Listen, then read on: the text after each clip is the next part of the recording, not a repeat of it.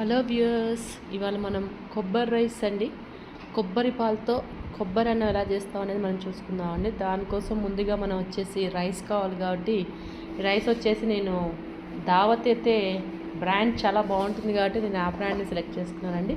మీరు మీ ఇష్టం అండి, మీకు ఏ బ్రాండ్ అయితే ఇష్టమో ఆ బ్రాండ్ని సెలెక్ట్ చేసుకోండి. చూసారు కదా, ఈ డబ్బాతో 2 డబ్బాల రైస్ తీసుకున్నానండి.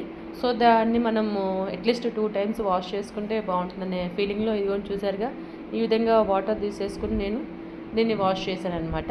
సో దీని తర్వాత మళ్ళీ వాష్ చేసిన తర్వాత కొంచెం ఈ దావత్ బిర్యానీ రైస్ అండి మనం కొంచెం నానబెడితే కొంచెం అదేంటంటే బ్లో అవుతుందండి రైసు, చూడ్డానికి ప్లస్ తినడానికి కూడా చాలా టేస్టీగా ఉంటుంది. సో 2 గ్లాసెస్ 2 డబ్బాల రైస్ తీసుకున్నాను కాబట్టి డబ్బాకి 2 చొప్పున తీసుకోవాలండి వాటరు.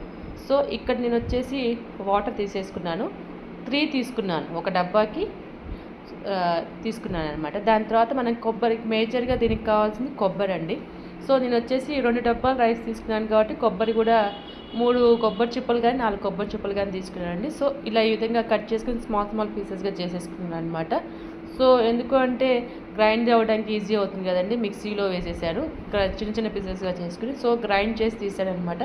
సో తీస్తే ఈ విధంగా కొంచెం తీసుకుంటే బాగుంటుందండి, మెత్తగా తీసుకుంటే. ఇక ఈ విధంగా నేను ఏ విధంగా అయితే తీసుకుని బౌల్లో వేసుకున్నానో మీరు కూడా సేమ్ అదే విధంగా కొబ్బరిని మొత్తం మిక్సీలో గ్రైండ్ చేసేసి ఈ విధంగా తీసుకోండి. సో నేను చేసిన దాన్ని కూడా మళ్ళీ కూడా ఈ బౌల్లోకి వేసేస్తున్నానండి. సో ఈ కొబ్బరి నుంచి మనం కొబ్బరి పాలు తీస్తాం అనమాట. సో దీన్ని డ్రైన్ చేయడానికి ఒక డస్టర్ని యూజ్ చేసుకుంటాను. నేనైతే ఏంటంటే హ్యాండే యూజ్ చేశాను. స్పూను అవన్నీ కొంచెము టైం లాగ్ అవుతున్నట్టు అనిపించిందండి నాకు. సో అందుకనే నేను హ్యాండ్ యూజ్ చేశాను. సో కొంచెం చేత్తో కూడా బలంగా వస్తుంది కదండి. సో మనకి ఎంత అయితే వీలవుతుందో అంత కొంచెం దాన్ని బలంగా కనుక యూజ్ చేస్తే అందులో ఉన్న పాలు వచ్చేస్తాయి. సో ఆనియన్, పచ్చిమిర్చి, గార్లిక్, జింజర్ ప్లస్ కొత్తిమీర ఉంటే కరివేపాకు అండి, అది వచ్చేసి మీ ఇష్టము.